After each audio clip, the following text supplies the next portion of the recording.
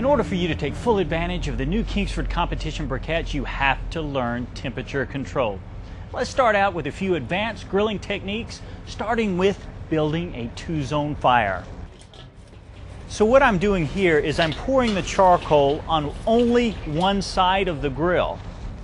That way, when you start to grill, you have a hot side over here for searing and grilling, and also you've got a void on this section right here where you can do low and slow cooking.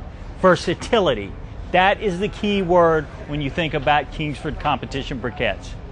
Now we still have our two-zone fire, but let's take it a step further. If you'll notice, we added a water pan or drip pan to the void side of the grill. And now we're going to add, of course, a little water.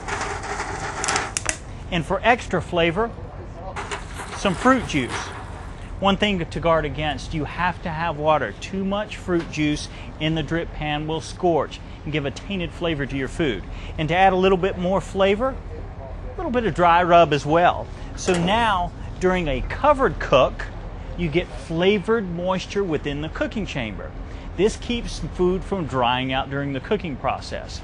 So now, two-zone. We've got our hot side and we've got our cool side, okay? So now we can sear, we can grill, we can cook low and slow right here. Let's talk a little bit about temperature control, okay?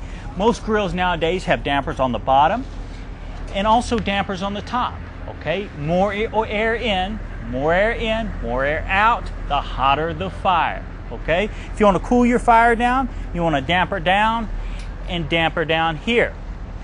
Okay? Also, taking the temperature, how hot is it inside the grill? There's a lot of aftermarket thermometers you can take if your grill doesn't have it, and you want to mount them as close to the grill grate as possible to get a true reading on how hot your food is cooking. The other method is, if you have a candy thermometer, you can always stick the thermometer through the damper to get a reading at how hot you're cooking. Now that we have an ideal temperature, let's get to cooking.